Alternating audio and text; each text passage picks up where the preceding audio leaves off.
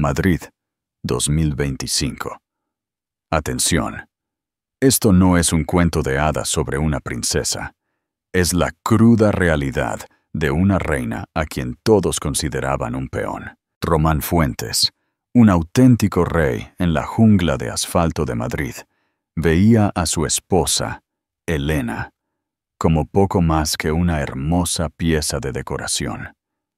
En la noche más trascendental de su carrera, la gala anual del legado metropolitano, Román se plantó frente a sus rivales, sus socios y la prensa, y la humilló públicamente. La llamó pequeña, aficionada.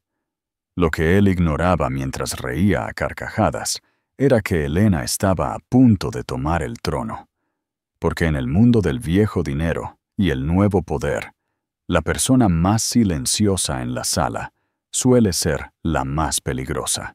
El ático en el Paseo de la Castellana 740 no era un hogar, era una declaración. Una fortaleza de mármol italiano color beige y paredes de cristal que juzgaban con severidad el Parque del Retiro, adornada con arte comprado por su valor de inversión, no por su belleza. Este era el mundo de Román Fuentes, y Elena Fuentes simplemente vivía en él. Román era un hombre cincelado en granito y ambición. Era el CEO de Fuentes Holdings, un imperio inmobiliario que había devorado la mitad del skyline de Madrid. No lo había heredado, lo había convertido en un arma. Alto, con una distinguida melena de cabello plateado, vestía trajes Brioni hechos a medida que parecían repeler el polvo y la debilidad por igual. Su voz, un murmullo grave, esperaba y siempre obtenía obediencia absoluta. Y luego estaba Elena. Para Román, Elena era su mayor adquisición. Era una alcaraz. Los alcaraz eran de rancio abolengo, ese tipo de dinero que susurraba en los salones del Palacio de Liria y poseía polvorientas bibliotecas en fincas fuera de la ciudad. Tenían lo único que Román no podía construir: un legado. Se había casado con ella hacía una década, fusionando su riqueza de fuerza bruta con su silencioso pedigrí. A sus ojos, el trato era simple. Él le daba una vida de lujo ilimitado, y ella, a cambio, debía ser hermosa, silenciosa y comprensiva. Elena era pálida y esbelta, con grandes ojos grises observadores que la mayoría confundía con timidez. Llevaba la casa con la silenciosa eficiencia de un reloj suizo. Organizaba sus cenas, filtraba sus invitaciones y vestía la ropa precisa y elegante que él prefería. Hoy, un sencillo vestido de día de cachemir color crema. «La gala es esta noche, Román», dijo suavemente, su voz apenas perceptible sobre el zumbido de la ciudad. Estaba en su vasto vestidor con paneles de caoba, sosteniendo 3 corbatas de seda. «El coche está listo para las 7. La oficina de Arturo Kensington confirmó que hablará a las 9. Román no levantó la vista del Patek Philippe que se abrochaba en la muñeca. «La azul, no esa, la que tiene el tejido más fino», gruñó, tomándola de sus manos. «El discurso de Kensington es lo único que importa. Finalmente se retira del Fondo Legado Metropolitano. Esta noche anunciarán al nuevo presidente». El Fondo Legado Metropolitano, o FLM, era el dios tácito de la filantropía madrileña. Era una institución centenaria que tenía las llaves del futuro cultural y social de la ciudad. Su aprobación podía dar luz verde a una nueva ala de museo, un proyecto de renovación urbana de 1.000 millones de euros, o anularlo por completo. El presidente del FLM era, en muchos círculos, más poderoso que el alcalde. «¿Sigues seguro de que serás tú?», preguntó Elena, con las manos entrelazadas. Román finalmente la miró, una mueca de suficiencia en sus delgados labios. Elena, ya está hecho. Mi proyecto Resurgimiento Fuentes para el distrito de Arganzuela es exactamente el tipo de movimiento audaz que el FLLM necesita. Kensington sabe que tengo la visión para liderar el fondo. El único otro contendiente remotamente serio es ese tech bro Julián Soler. Y la Junta del FLM nunca le daría las llaves a un disruptor de nuevo dinero de Barcelona que usa sudaderas en las reuniones de la Junta. Se enderezó la corbata, admirando su propio reflejo. Esta es la pieza final. Una vez que sea presidente, el proyecto Resurgimiento será imparable. Nuestro nombre estará en cada edificio, desde Atocha hasta la M30. Elena asintió, su expresión ilegible. Claro, cariño, será tu noche. Nuestra noche, Elena. Nuestra noche, corrigió él, aunque su tono dejó claro que se refería a la suya. Ahora, asegúrate de llevar los diamantes, los que te compré en Cartier después del acuerdo de Marbella. Reflejan bien bajo las luces. Se fue de la habitación, dejándola a su paso. Elena se quedó en silencio un momento, el aroma de su costosa colonia flotando en el aire. Miró las dos corbatas rechazadas, luego regresó a su propia ala del ático. Su habitación era diferente. Era más pequeña, llena de libros, y tenía un pequeño escritorio antiguo de los Alcaraz. Se sentó, su postura inalterable, y abrió un portátil. No era la tableta elegante y moderna que Román le había comprado. Este era más antiguo, encriptado y protegido con contraseña, con una clave alfanumérica de 24 caracteres. Inició sesión. La pantalla no estaba llena de planes de fiesta o sitios de moda. Era un complejo panel de control de carteras financieras, documentos legales y cadenas de mensajes encriptados. Durante los últimos 10 años, Elena había sido la única fideicomisaria de lo que quedaba del legado de su familia, el fideicomiso Alcaraz. Cuando su padre murió, el fideicomiso estaba casi insolvente, desangrado por malas inversiones. Román había echado un vistazo a sus libros, lo había desestimado como calderilla y le había dicho que dejara que sus contables se encargaran de las deducciones benéficas. Nunca volvió a mirar. Nunca supo que Elena, la esposa silenciosa que él confundió con una muñeca, había heredado la mente de su abuelo, una mente para los números y la estrategia. Mientras Román construía torres de cristal, Elena reconstruía silenciosa y meticulosamente una base de piedra. Había pasado una década en el hobby que Román tanto despreciaba. Había asistido a pequeños y poco glamorosos comités para bibliotecas en Carabanchel y programas de arte en Vallecas. Pero no solo planeaba arreglos florales. Estaba aprendiendo. Estaba haciendo contactos. Estaba identificando grietas en la armadura filantrópica de la ciudad. Hizo pequeñas, brillantes e inversiones anónimas. Aprendió el verdadero lenguaje del poder, no los ruidosos rugidos de hombres como Román, sino la firma silenciosa y vinculante en un contrato. El fideicomiso Alcaraz, una vez una reliquia, era ahora una potencia silenciosa. Sus activos habían crecido un 2000%, y nadie, menos que nadie su marido, tenía la menor idea. Abrió un correo electrónico seguro del asesor legal del FLM.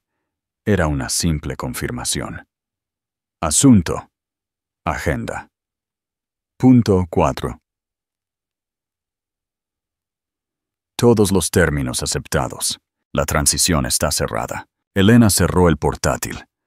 Fue a su armario y miró más allá de los vestidos beige, crema y grises que Román prefería. Al fondo, escondido en una sencilla funda de traje negra, había otro vestido. Un Oscar de la renta hecho a medida en un tono de verde esmeralda profundo y posesivo. Miró su reloj. Las 6 p.m. Hora de ponerse los diamantes y representar el papel de la señora Fuentes una última vez. El gran salón del Museo del Prado estaba transformado. No era solo una fiesta, era una demostración de jerarquía. Imponentes arreglos florales se alzaban hacia los techos abovedados.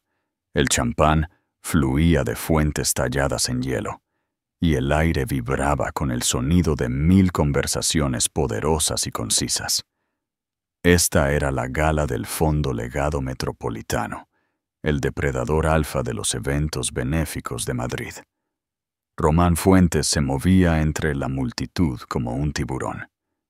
Elena iba del brazo, un accesorio perfecto y silencioso, con un brillante vestido dorado pálido y los obligatorios diamantes Cartier. Su sonrisa era cortés, su mirada distante. Román estaba en su elemento. «Senador», tronó, agarrando el hombro de un político. «Qué gusto verlo. Mi proyecto de resurgimiento creará 10.000 puestos de trabajo en su distrito. 10.000. Román, siempre es un placer», respondió el senador, sus ojos ya escaneando la sala en busca de alguien más importante. «Román», una voz aguda interrumpió el murmullo. Amelia Valdés, la columnista social y financiera más temida del país, se acercó a ellos, su bolígrafo listo como un bisturí. «Gran noche para usted. Los murmullos son ensordecedores. Todos dicen que es el heredero aparente». Román le dedicó su sonrisa más encantadora y depredadora. «Amelia, sabe que solo estoy aquí para apoyar el fondo. Todos queremos lo mejor para esta ciudad». «Por supuesto», dijo ella, su propia sonrisa igual de afilada. «Pero su proyecto de resurgimiento es controvertido. Muchos en la comunidad de preservación dicen que es un proyecto vanidoso que destruirá el carácter del centro histórico». La sonrisa de Román se tensó. «Esa es la charla de mentes pequeñas, Amelia. No se puede hacer una tortilla sin romper algunos huevos. El progreso requiere golpes audaces. El FLM lo sabe». «Ya veremos», dijo, antes de que sus ojos se posaran en Elena. «Y señora Fuentes, un placer como siempre. Está radiante. ¿Cuál es su papel en este gran resurgimiento?» Antes de que Elena pudiera abrir la boca, Román soltó una risa fuerte y despectiva. «Elena mantiene el hogar funcionando, ¿verdad, cariño? Se asegura de que mis trajes estén planchados y el champán frío. Es un trabajo a tiempo completo, créame». La ceja de Amelia se alzó una fracción de pulgada. La sonrisa cortés de Elena no vaciló, aunque su agarre en su pequeño bolso de mano se apretó. «Quiero decir, tiene sus propios pequeños proyectos, claro», continuó Román gesticulando vagamente. «El fideicomiso Alcaraz, muy noble. Entiendo que el fideicomiso Alcaraz se ha vuelto bastante activo recientemente», insistió Amelia, sintiendo una fisura. «¿Activo?» «Oh, supongo», dijo Román, agitando una mano despectivamente. «Ella está en comités. Debaten arreglos florales para recaudaciones de fondos de bibliotecas. Es maravilloso. La mantiene ocupada». Estaba disfrutando de esta actuación para la pequeña multitud que se había reunido. Se estaba posicionando como el hombre de acción serio y a su esposa como la socialité encantadora y frívola. Esta era la imagen. Clóbora, al otro lado de la sala, entró un tipo diferente de poder. Julián Soler. Tenía 35 años, una década menos que Román, y había amasado una docena de fortunas en Silicon Valley. Ahora estaba de vuelta en su Madrid natal, invirtiendo miles de millones en tecnología disruptiva y, para disgusto de Román, en filantropía. Vestía un traje Tom Ford oscuro, impecablemente a medida, pero sin corbata. «Román», dijo Soler, su voz suave y clara, Asintió cortésmente. Elena, estás maravillosa. Hubo un cambio inmediato y sutil en su tono. Cuando habló con Román, fue un desafío. Cuando habló con Elena, fue con un respeto genuino, casi curioso. «Soler», respondió Román, su voz goteando con descendencia. «Sorprendido de verte aquí. Pensé que tu gente era más digital. Burning Man, no. El FLM es el corazón de Madrid, Román. Soy madrileño», dijo Soler simplemente. «Solo espero que el nuevo liderazgo del fondo tenga una visión para el próximo siglo, no para el último». Esto fue un golpe directo al proyecto de Román, que era pura arrogancia de ladrillo y mortero. «Visión», se burló Román. «La visión no se trata de aplicaciones y algoritmos, hijo. Se trata de acero. Se trata de hormigón. Se trata de tomar un riesgo y construir algo permanente». «Permanente puede ser sinónimo de obsoleto, Román», replicó Soler, sorbiendo su champán. «El futuro no se trata de construir sobre la ciudad. Se trata de construir en ella. Conectar comunidades. Infraestructura digital, verde y sostenible. Eso es. Bonito», dijo Román, su rostro enrojecido. «Tú quédate con tus videojuegos. Nosotros nos encargaremos del mundo real». La mirada de Julián Soler se desvió de Román a Elena, quien había estado observando el intercambio con la tranquila intensidad de una maestra de ajedrez. «¿Y tú, Elena?», preguntó Soler, ignorando a su marido. «¿Qué crees que es el futuro de la ciudad, acero o conexión?» Román se tensó, listo para interrumpirla. Pero Elena habló primero. Su voz era tranquila, pero cortó la tensión. «Creo que el futuro, señor Soler», dijo. Sus ojos se encontraron. «Es darse cuenta de que las estructuras más fuertes no están hechas de acero o código. Están construidas sobre el legado. La pregunta es simplemente qué tipo de legado elige uno construir». Soler la miró fijamente durante un largo instante. Su expresión era de una comprensión repentina y profunda. Una lenta sonrisa se extendió por su rostro. «Bien dicho, señora Fuentes. Muy bien dicho». Román, sin embargo, estaba furioso. Odiaba que le eclipsaran. Odiaba que Soler se hubiera dirigido a ella. Y odiaba la confianza en su tono. La agarró del codo, sus dedos clavándose en su brazo. «Si nos disculpan», gruñó Román, arrastrándola. «Mi esposa y yo necesitamos saludar al invitado de honor». La llevó hacia el estrado donde Arturo Kensington, el anciano presidente saliente de cabello nevado, presidía la reunión. Román echaba humo.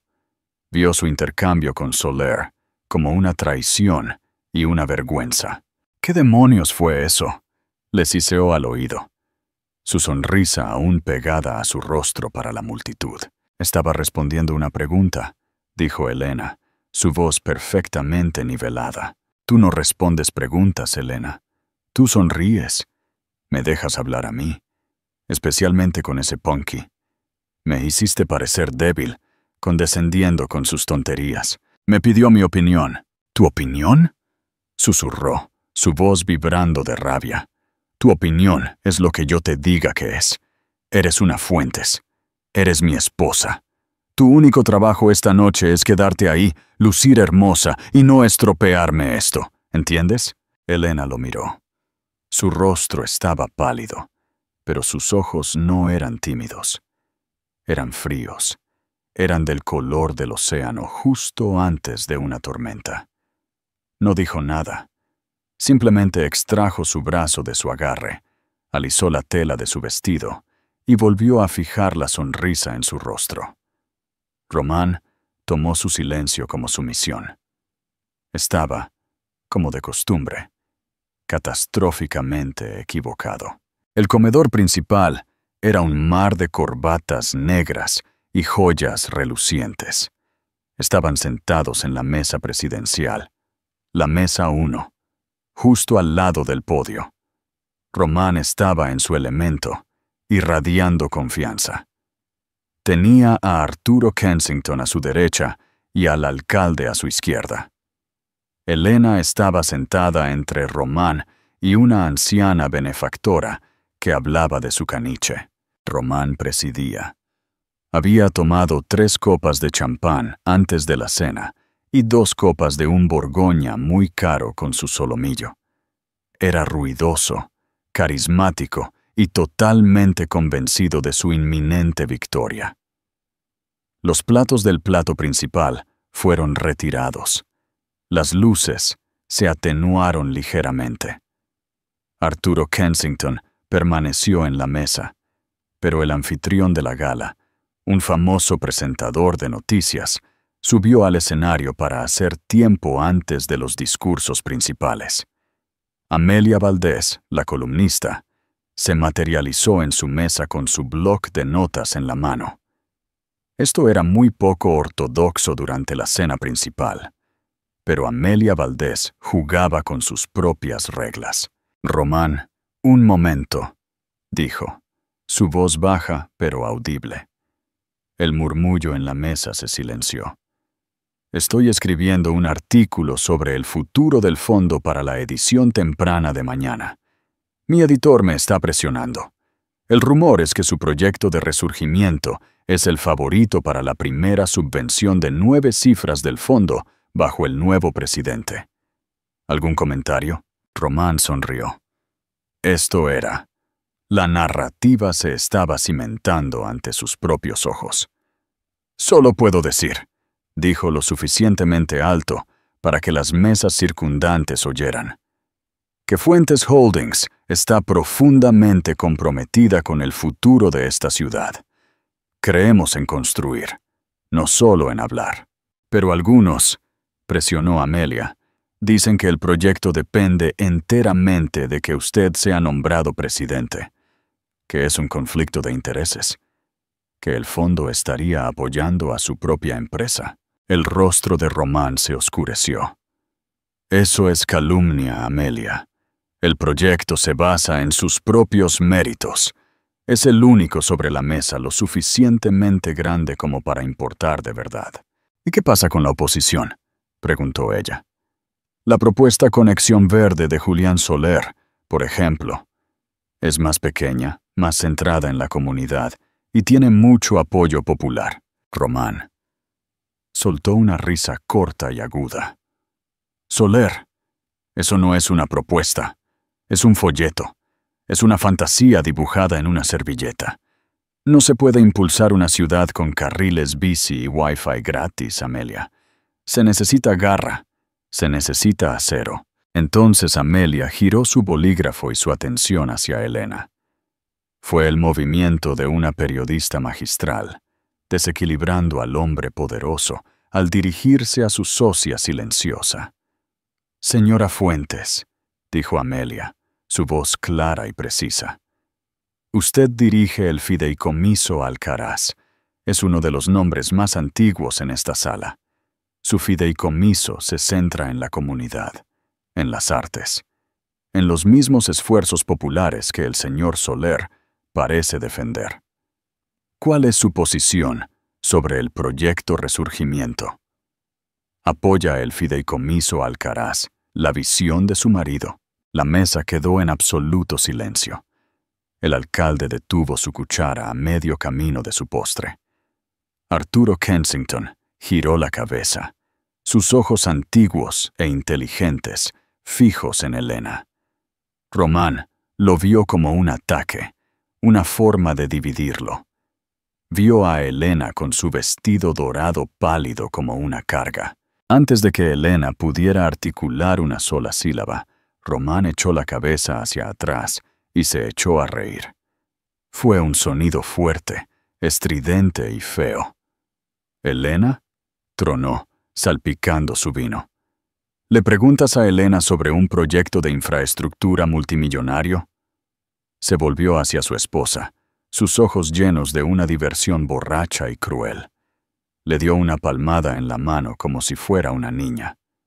«Cariño, No creo que Amelia entienda. Tu fideicomiso es... ¿Qué es lo que haces otra vez? Financias lecturas de poesía, ¿no? Emma, y salvaste ese pequeño jardín comunitario en Lavapiés. Maravilloso. Muy dulce. El rostro de Elena era una máscara de porcelana. No se movió. Amelia, dijo Román, volviéndose hacia la periodista, su voz goteando con descendencia. Mi esposa es una mujer de inmenso gusto. Puede distinguir un Monet de un Manet a 20 pasos. Puede organizar una gala para 500 personas sin sudar. Su comité decide el tono exacto de beige para las servilletas. Es una habilidad vital. El insulto flotaba en el aire, desnudo y brutal. No solo la estaba desestimando, la estaba castrando públicamente, reduciendo el legado de su familia y el trabajo de su vida a arreglos florales. Le estaba diciendo a toda la mesa, a toda la sala, que ella no era nada, una decoración. Pero en cuanto a los negocios, continuó Román, su voz bajando a un gruñido conspiratorio. En cuanto al poder, para el trabajo de verdad, eso me lo deja a mí, como debe ser. Sonrió triunfante. Su único trabajo, dijo, levantando su copa en un brindis burlón hacia ella, es lucir hermosa y sostenerme la copa. Y lo hace a la perfección, ¿verdad, cariño? El silencio que siguió fue pesado y frío. El alcalde miró su plato. El bolígrafo de Amelia Valdés estaba congelado. No sonreía. Parecía horrorizada. Elena Fuentes permanecía perfectamente inmóvil. La sangre se había drenado de su rostro, dejándola completamente blanca contra el oro de su vestido, sus ojos grises fijos en Román. No había ira en ellos. No había tristeza. Solo un frío ártico profundo, una finalidad. No lloró. No gritó. Lentamente, deliberadamente, colocó su servilleta sobre la mesa. Empujó su silla hacia atrás, las patas haciendo un ligero raspado en el suelo de mármol. Si me disculpan, dijo, su voz un susurro perfectamente modulado, que sin embargo, pareció resonar en el repentino silencio. Se puso de pie. No miró a Amelia ni al alcalde ni a Arturo Kensington. Solo miró a su marido. Luego se dio la vuelta y se alejó de la mesa. No huyó al tocador. Caminó tranquilamente, con una postura perfecta, directamente fuera del comedor principal y hacia el vestíbulo, desapareciendo de la vista. Román la vio irse, un destello de molestia en sus ojos. «Trama», murmuró a la mesa, forzando una risa. «Probablemente esté molesta por una uña rota. Volverá». Ahora, Amelia, sobre esa tontería de conflicto de intereses. Pero nadie escuchaba. Todos miraban la silla vacía donde Elena había estado. Arturo Kensington lentamente desvió su mirada de la puerta a Román, su expresión indescifrable. Al otro lado de la sala, en su propia mesa, Julián Soler había observado todo el intercambio. No sonreía. Miró la puerta por donde Elena había desaparecido. Luego volvió a mirar al inconsciente y pontificador Román, y entonces Julián Soler sonrió. Era una sonrisa de pura, inalterada anticipación. El buen humor de Román se había pinchado. La salida de Elena fue una vergüenza. Fue una muestra pública de disidencia, y la odiaba. Trató de recuperarse, de dirigir la conversación de vuelta a su proyecto, pero la energía en la mesa había cambiado. La confianza suave y constante se había ido, reemplazada por una cortesía forzada. «Es sensible», ofreció Román al alcalde, quien ahora estudiaba meticulosamente su tenedor de postre. «Los Alcaraz son todos así, muy temperamentales, artísticos. Claro, murmuró el alcalde evasivamente. Román se puso de mal humor. Calculó mentalmente el costo de esta petulancia. Otra donación a su pequeño fideicomiso. Un nuevo brazalete. Era exasperante. Estaba a punto de lograr el mayor triunfo de su vida, y ella tenía que armar un escándalo por una broma inofensiva. Era, pensó, profundamente egoísta. Miró su reloj. 8:50 p.m. Volverá, murmuró para sí mismo. Sabe que tiene que estar aquí para el anuncio. Las luces se atenuaron aún más. El anfitrión regresó al podio. Y ahora, la voz del presentador llenó la sala. Es un gran honor para mí presentar a un hombre que ha sido el guardián del gran legado de nuestra ciudad durante 3 décadas, un titán de la industria, un mecenas de las artes y un verdadero madrileño. Demos la bienvenida, para su discurso final como presidente, al Honorable Arturo P. Kensington. La sala estalló en una ovación de pie sostenida y respetuosa. Arturo, un hombre de 80 años con la espalda recta como una tabla y ojos azules claros, caminó lentamente hacia el podio. Ajustó el micrófono. Román se enderezó la chaqueta Brioni. Se alisó la corbata. Miró el asiento vacío a su lado. Maldita sea. Forzó una sonrisa magnánima y confiada en su rostro. Este era su momento. Arturo golpeó el micrófono. La sala quedó en silencio. Gracias. La voz de Arturo era frágil, pero tenía una inmensa autoridad. Gracias a todos. Durante 30 años, he tenido el privilegio de estar al frente de esta gran institución. El Fondo Legado Metropolitano es más que una colección de activos. Es la conciencia de nuestra ciudad. Hizo una pausa, mirando el mar de rostros. Cuando asumí este cargo, continuó, la ciudad estaba en un momento diferente. Necesitábamos ser audaces. Necesitábamos construir. Necesitábamos mostrar al mundo que Madrid era fuerte, permanente e inquebrantable.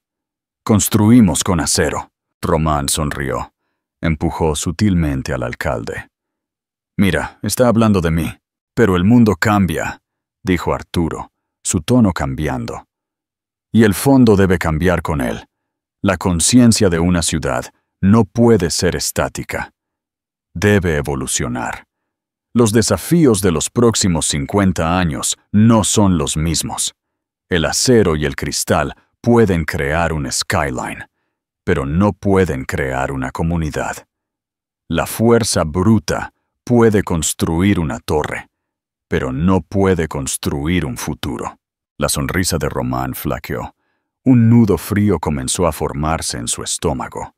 Este no era el discurso que le habían hecho esperar. La Junta y yo, dijo Arturo, hemos pasado el último año en una búsqueda silenciosa y exhaustiva. No buscábamos otro guardián. Buscábamos un visionario. No buscábamos la voz más fuerte en la sala. Sus ojos parecieron parpadear por un microsegundo hacia Román. Buscábamos, dijo Arturo, al más inteligente. Buscábamos a alguien que entendiera que el poder verdadero y duradero no está en las cosas que construimos para nosotros mismos, sino en las bases que sentamos para los demás. Buscábamos a alguien que no solo entendiera el legado, sino que fuera el legado. Román ya no sonreía. Estaba confundido. Esto no sonaba como él. Miró la mesa de Julián Soler. Soler estaba inclinado hacia adelante, su expresión intensa. ¿Es Soler? La idea provocó un escalofrío de pánico en Román. No lo harían. No podrían. El voto de la Junta fue unánime, declaró Arturo Kensington. Hemos encontrado un nuevo presidente, un nuevo líder que tiene que movernos a todos. Durante la última década ha estado operando a la vista de todos, convirtiendo un fideicomiso familiar casi en bancarrota en uno de los motores filantrópicos más ágiles, poderosos y con visión de futuro de este estado. La sangre de Román se heló. ¿Un fideicomiso familiar? Esta persona, dijo Arturo, una rara y cálida sonrisa extendiéndose por su rostro, ha estado en una docena de comités sin importancia. Esta persona ha, sin fanfarria, salvado bibliotecas, financiado startups de minorías y dotado anónimamente 3 cátedras universitarias distintas en desarrollo urbano sostenible. Esta persona ha estado construyendo un nuevo tipo de legado, uno basado no en el ruido, sino en los resultados. Román se ahogaba. No podía respirar. No era posible. Era una broma horrible y elaborada. «Es un profundo honor para mí», dijo Arturo Kensington, su voz alzándose, «pasar el mazo del Fondo Legado Metropolitano a su nueva presidenta». Presidenta. La sala entera contuvo la respiración. El mundo de Román Fuentes, que había sido tan sólido, tan permanente, tan de acero, de repente se fracturó. «Por favor, acompáñenme a dar la bienvenida a la nueva presidenta del Fondo Legado Metropolitano, la señora Elena Alcaraz de Fuentes». Durante 3 segundos completos, el único sonido fue el zumbido del aire acondicionado. 3 segundos de un silencio absoluto y atónito. Román Fuentes no se movió. Simplemente miró fijamente, su rostro una máscara de conmoción completa e incomprensible. Miró la silla vacía a su lado, como si esperara que Elena se materializara de repente, riéndose de la extraña broma de Arturo.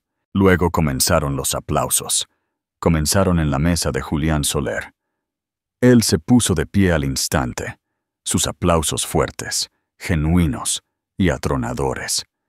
Amelia Valdés, con su blog de notas olvidado, también se puso de pie, su rostro una imagen de revelación atónita y extática.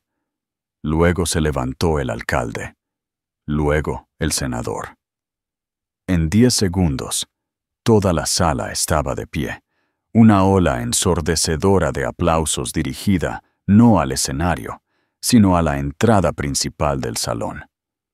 Román giró en su silla. Un único y brillante foco blanco cortó la oscuridad, iluminando el gran arco. Y ahí estaba ella. Esta no era la mujer que había dejado la mesa. La esposa pálida, temblorosa y humillada con el vestido dorado se había ido. La mujer bajo el foco era una reina. Llevaba un vestido de un verde esmeralda profundo y luminoso, un Oscar de la Renta hecho a medida. Estaba cortado con una precisión arquitectónica, severa e impresionante. Tenía mangas largas, cuello alto y un corpiño tan estructurado como una armadura.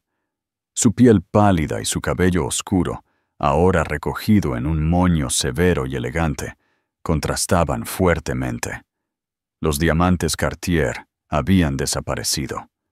En su lugar había una pieza asombrosa y única, el Alcaraz Perreur, una cascada de esmeraldas y diamantes que no se había visto en público en 50 años. No llevaba una corona literal. No la necesitaba. Entró en la sala, no con la mirada vacilante y de reojo de una socialité, sino con el paso medido y sin prisas de una depredadora que posee el territorio. Su rostro estaba sereno, sus ojos grises recorriendo la sala, reconociendo el aplauso con un ligero y gracioso asentimiento. No miró la mesa 1, no miró a su marido. Caminó directamente al escenario, estrechó la mano de Arturo Kensington y aceptó el ligero y simbólico mazo que le ofreció. Se volvió hacia la audiencia, de pie en el podio donde Arturo acababa de hablar. Los aplausos disminuyeron lentamente mientras la gente volvía a sentarse, estirando el cuello, con la mente aturdida. Román seguía de pie, congelado junto a su mesa. Parecía una estatua, un monumento a su propio poder obsoleto. Elena ajustó el micrófono, hizo un pequeño golpe. Esperó. «Gracias, Arturo», dijo. Su voz no era el susurro al que él estaba acostumbrado. Era clara, nítida y amplificada, resonando con una autoridad musical que llenaba cada rincón del vasto salón. «Gracias a la Junta y a todos ustedes», miró a la sala. «Durante generaciones», comenzó, «el Fondo Legado Metropolitano ha sido la base de nuestra ciudad. Ha sido, como tan acertadamente dijo Arturo, nuestra fuerza, nuestro acero. Pero la ciudad está cambiando, el mundo está cambiando, y el legado no es un monumento que construyes y abandonas, es un jardín. Debe ser cuidado, debe ser alimentado. Y a veces, sus ojos recorrieron la sala, debe ser podado». Un murmullo nervioso recorrió la multitud. «La misión del fondo debe evolucionar», continuó, su voz ganando fuerza. «Ya no podemos permitirnos financiar monumentos al pasado». «Oh», hizo una pausa. «Monumentos al ego». Román Fuentes retrocedió físicamente. Fue un asesinato en público. «A partir de esta noche», declaró Elena, «el FLM está girando. Nuestro enfoque principal ya no serán los proyectos a gran escala de un solo desarrollador. Nuestro enfoque será la comunidad sostenible, la equidad digital y la infraestructura verde. Financiaremos el tejido conectivo de nuestra ciudad, las bibliotecas, los parques, las redes de datos públicas, los programas educativos». Estaba desmantelando pieza por pieza todo el proyecto de resurgimiento de Román. Lo estaba declarando, y a él, obsoleto frente a las mismas personas a las que necesitaba impresionar. «La vieja forma de hacer las cosas ha terminado», dijo. «La era del proyecto vanidoso ha muerto». Amelia Valdés escribía tan rápido que su bolígrafo era un borrón. El alcalde asentía con una repentina sonrisa política en su rostro, como si esto hubiera sido su idea desde el principio. «Esto no es solo una promesa», dijo Elena. «Es una estrategia, y comienza esta noche. El FLM se enorgullece de anunciar su primera nueva iniciativa, la Carta Conexión Verde. Una subvención de 500 millones de euros para revitalizar e integrar digitalmente nuestros espacios comunitarios». Las manos de Román estaban tan apretadas que sus nudillos estaban blancos. Temblaba. «500 millones. ¿Qué?», dijo Elena, una pequeña y peligrosa sonrisa jugando en sus labios. «Para demostrar que nos tomamos en serio una nueva forma de colaboración, combinando el viejo legado con una nueva visión. El FLM no financiará esta iniciativa solo. Nos enorgullece anunciar a nuestro nuevo socio principal en esta empresa». Miró directamente a Julián Soler. «El Fondo Legado Metropolitano se asocia oficialmente con la Fundación Soler». La sala contuvo el aliento. Julián Soler se puso de pie, con una sonrisa amplia y brillante en su rostro. Inclinó ligeramente la cabeza hacia Elena. Ella asintió. Era una coronación, un nuevo rey y una reina ungidos. Román Fuentes finalmente se desplomó en su silla. No solo había sido derrotado, había sido aniquilado. Era un fantasma en su propio funeral. Los ojos de Elena finalmente, se movieron hacia la mesa 1. Pasaron por el alcalde, por los platos vacíos, y se posaron en su marido. Miró al hombre roto, balbuceante, y con el rostro blanco que hacía una hora le había dicho que le sostuviera la copa. «El verdadero legado», dijo, su voz bajando, pero su mensaje claro. No se trata del nombre que construyes en una torre. Se trata del que construyes en una base. El FLEM ahora se compromete a construir esa base para toda Madrid. Gracias. Dio un paso atrás del podio mientras una nueva, más aturdida, más frenética ronda de aplausos la envolvía. No solo había entrado llevando la corona, había derretido la suya y la había forjado en la suya propia. El resto de la gala fue un borrón para Román. Era una no entidad. Las personas que le habían palmado la espalda una hora antes, ahora le daban amplios y compasivos rodeos. Era radiactivo. Observó como desde una gran distancia cómo se formaba una multitud alrededor de Elena. Julián Soler estaba a su lado. El alcalde reía, con el brazo alrededor de su hombro. Amelia Valdés intentaba obtener una cita. Elena estaba radiante. No era la reina fría del escenario. Ahora era una líder cálida, atractiva y aterradoramente competente. Hablaba con fluidez sin esfuerzo sobre emisiones de bonos, leyes de zonificación y asociaciones de fibra óptica. Román se dio cuenta con una punzada nauseabunda, una genio. Y lo había ocultado. Lo había ocultado todo detrás de una máscara de cumplimiento beige durante 10 años. Salió de la gala, sin siquiera molestarse en buscar su abrigo. Se detuvo en los grandes escalones del Prado, el aire frío de la noche golpeando su rostro como una bofetada. No tenía coche. El coche era de ella, arreglado por su personal. Esperó en la acera como un emperador hasta que el conductor de Fuentes Holdings, a quien había despedido horas antes, finalmente lo encontró. El viaje de regreso al Paseo de la Castellana 700. Fue silencioso. Se sentó en la parte trasera del Maybach, mirando las luces de la ciudad. Su ciudad, una ciudad que en el espacio de 30 minutos le había sido robada por su propia esposa. Llegó al ático primero. Caminaba de un lado a otro por el vasto salón de mármol, su corbata arrancada, su chaqueta tirada en el suelo, cuando escuchó el suave clic del ascensor privado. Ella entró. Todavía llevaba el vestido esmeralda, las joyas alcaraz descansando sobre sus clavículas. Parecía, si era posible, aún más poderosa en el ambiente estéril y moderno de su hogar. Pasó junto a él, dirigiéndose al bar. «Tú», finalmente escupió, su voz un graznido ronco. «Tú, zorra». Elena se detuvo. Se giró no con miedo, sino con una especie de curiosidad clínica. Se sirvió un pequeño vaso de agua.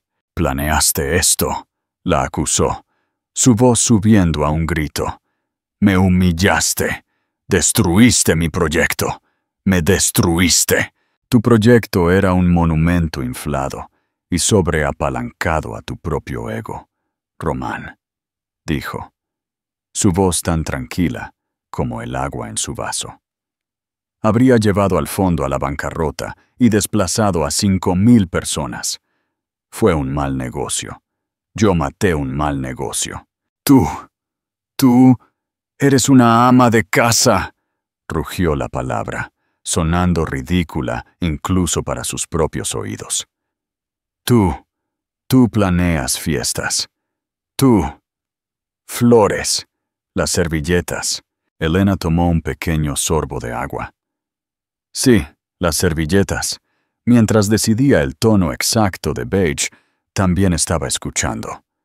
Estaba escuchando al alcalde quejarse de sus déficits presupuestarios.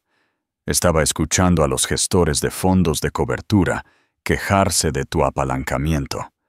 Estaba escuchando a los líderes comunitarios en Carabanchel, a quienes ni siquiera conociste. Pensaste que yo era un papel de pared, Román, y eras demasiado arrogante para mirar de cerca el patrón.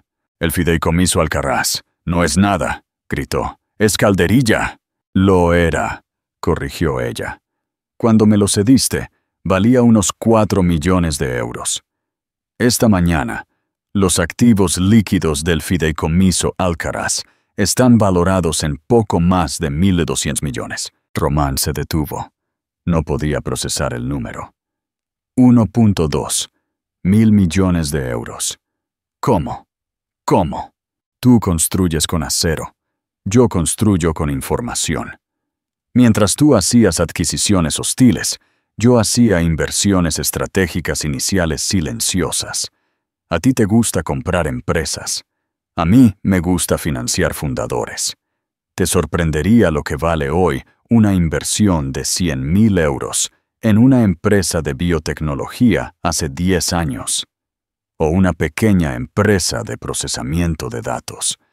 Una que, por cierto, el fondo de Julián Soler adquirió más tarde.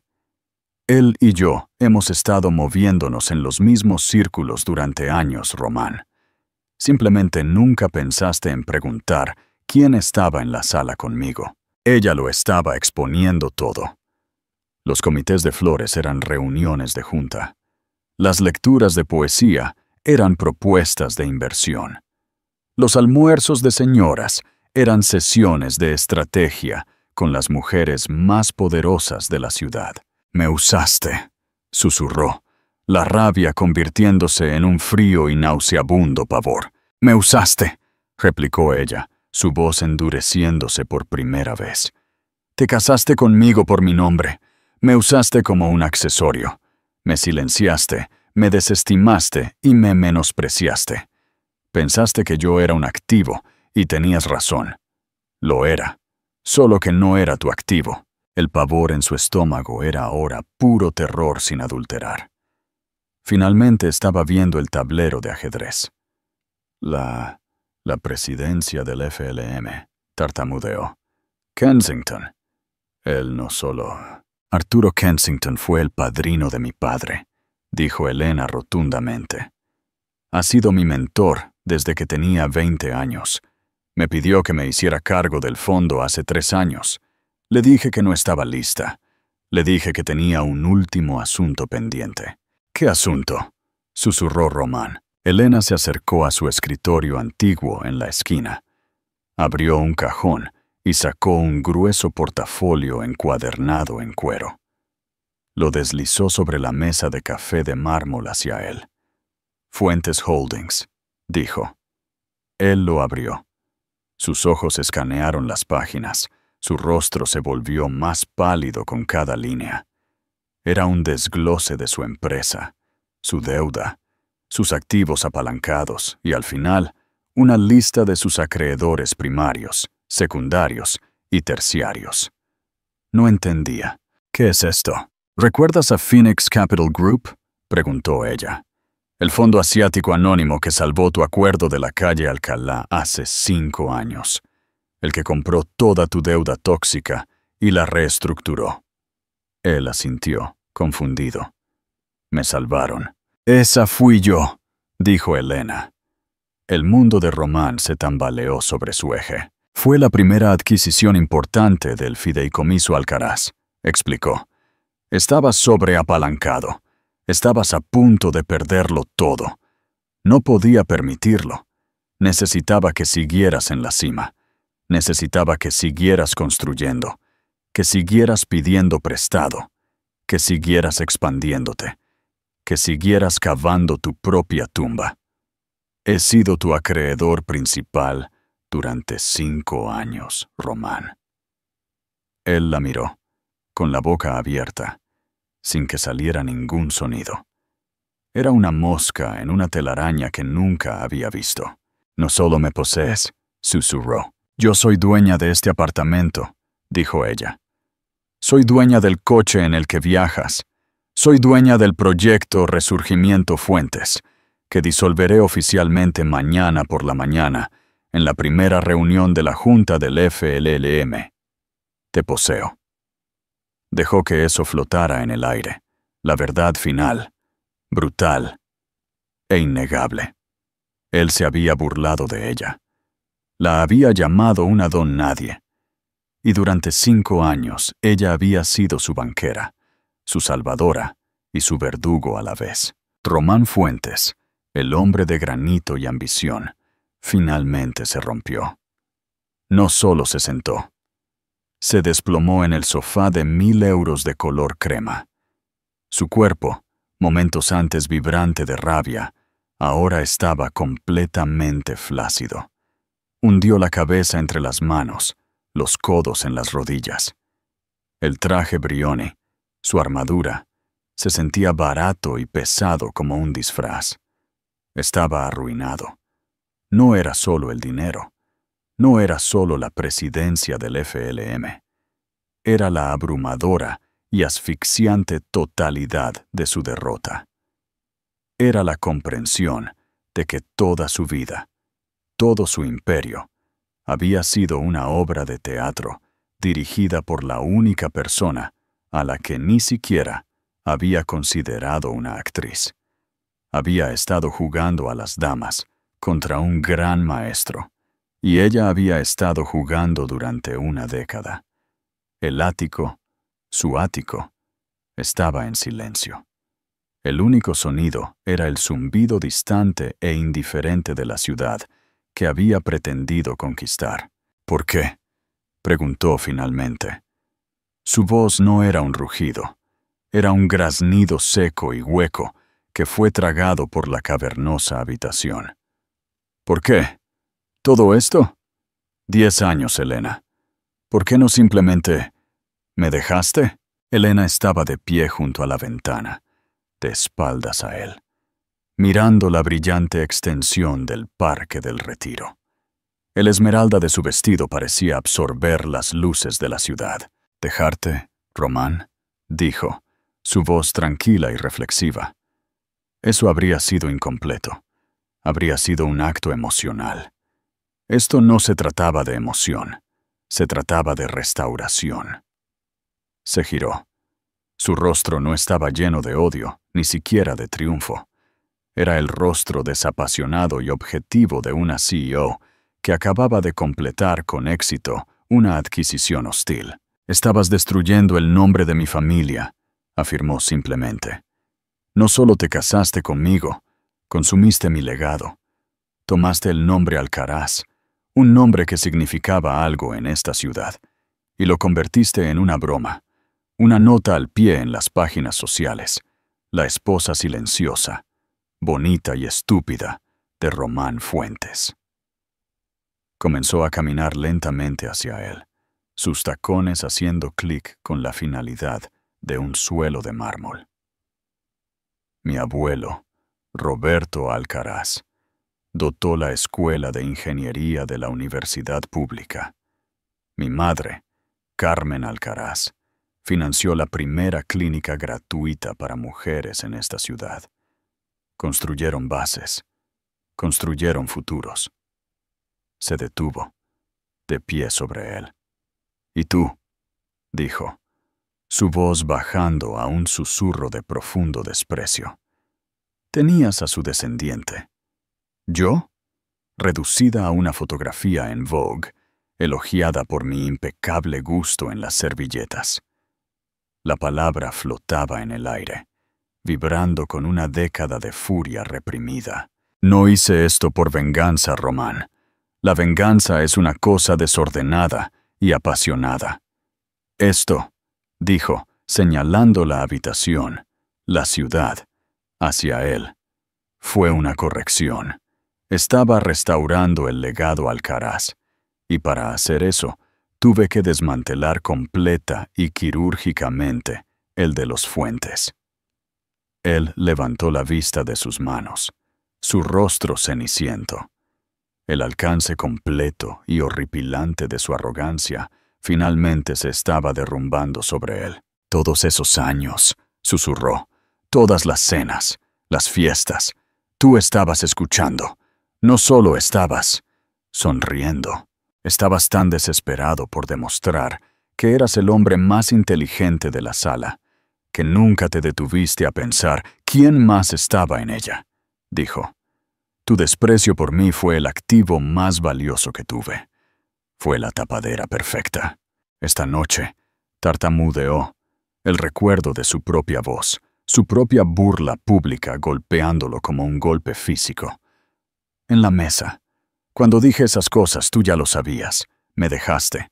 Te sentaste ahí y me dejaste destruirme. Te dejé ser tú, Román. Eso era todo lo que se requería. Respiraba con dificultad ahora, los últimos vestigios de su negación desmoronándose. ¿Y ahora qué?, preguntó, su voz la súplica de un hombre roto. ¿Qué pasa? ¿Tú me liquidas? ¿Me echas a la calle? No seas dramático, dijo, su voz desprovista de piedad. Esto no es una telenovela. Esto es una transacción. Caminó hacia la enorme mesa de café de cristal. De su pequeño bolso de mano esmeralda, sacó una llave y abrió un cajón en el escritorio antiguo de los Alcaraz en la esquina. Su escritorio, que él siempre había considerado una pieza frívola y sentimental. Sacó 2 portafolios encuadernados en cuero. A las 9 de la mañana, dijo, colocando el primero frente a él. Fuentes Holdings y todas sus subsidiarias serán oficialmente absorbidas por una nueva rama de desarrollo urbano del Fideicomiso Alcaraz, una rama que presidiré en conjunto con mis funciones en el FLM. Él miró la portada, su propio logo, pero no lo abrió. No podía. El nombre Fuentes dejará de existir en el mercado, continuó, como si leyera un informe financiero. El proyecto Resurgimiento está muerto, como dije. Sus activos, sus deudas, serán reasignados. Sus servicios ya no serán requeridos. Esa frase, el frío despido corporativo, lo golpeó más fuerte que cualquier grito. Había sido despedido de su propia vida. Pero yo soy, tartamudeó, gesticulando inútilmente entre ellos. Yo soy tu marido, no Román, dijo, colocando el segundo documento más delgado y de lomo azul encima del primero. No lo eres. Esa fue la última pieza de negocio. Papeles de divorcio. Los miró fijamente. Fuentes contra fuentes. Era el corte final, limpio y quirúrgico. Mi abogado, el señor Hidalgo, está esperando en el vestíbulo, dijo ella. Subirá en 5 minutos para recoger su firma. Yo ya he firmado. Román soltó un sonido, una risa áspera y ahogada. Impugnar, graznó. ¿Esperas que impugne? ¿Con qué motivos? ¿Con qué dinero? Exactamente, dijo ella. No estás en posición de hacerlo. Los términos son limpios. No soy una mujer cruel, Román. Solo minuciosa. Te quedará un pequeño fideicomiso basado en estipendios. Ya ha sido financiado. Hizo una pausa. Suficiente para mantener tu membresía del club y vivir cómodamente. Pero nunca volverás a construir, ni a pedir prestado, ni a importar en esta ciudad. Serás, en efecto, un aficionado.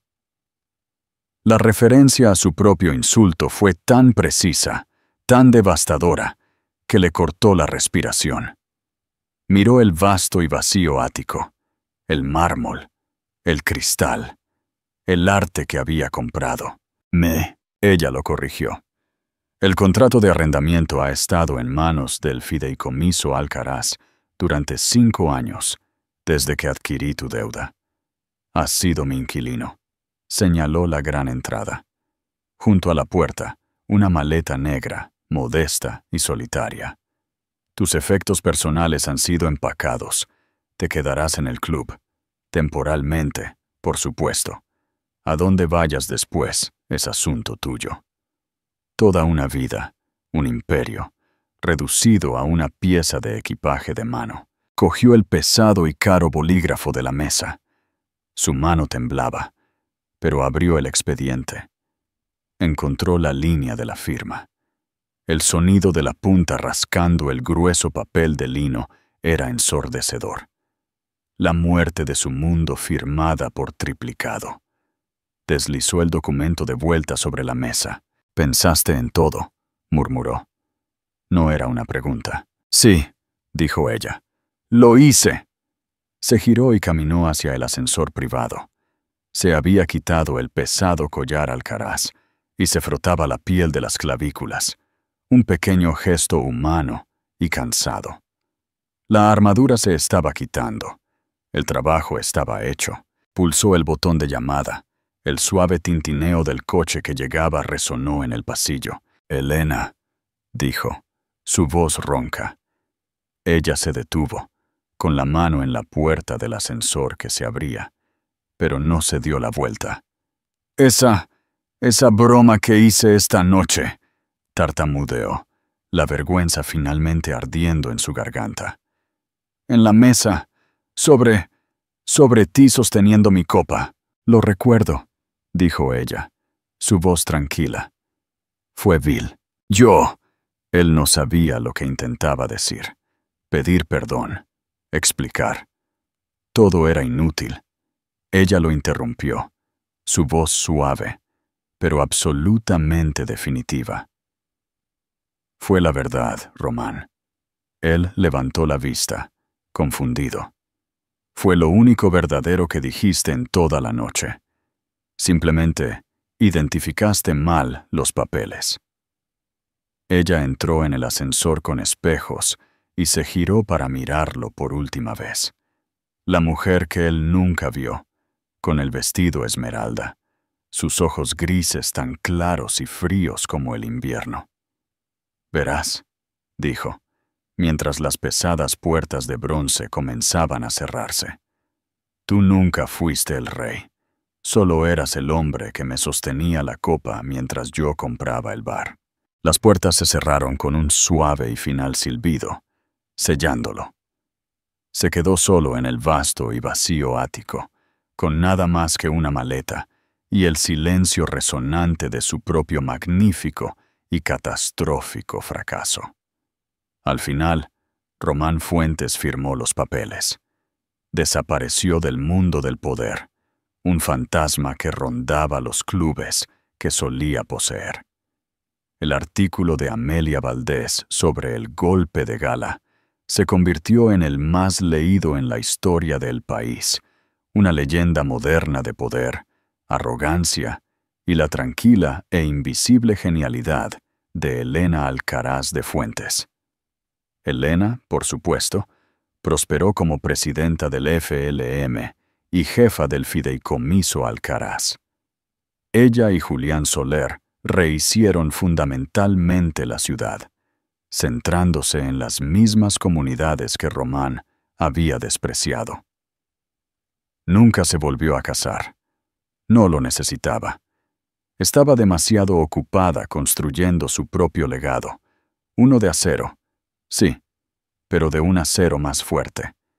El tipo forjado en el silencio, la paciencia y un propósito absolutamente inquebrantable. ¿Qué te pareció el plan de Elena de una década de duración? ¿Fue brillante o fue a sangre fría? Déjanos tus comentarios abajo.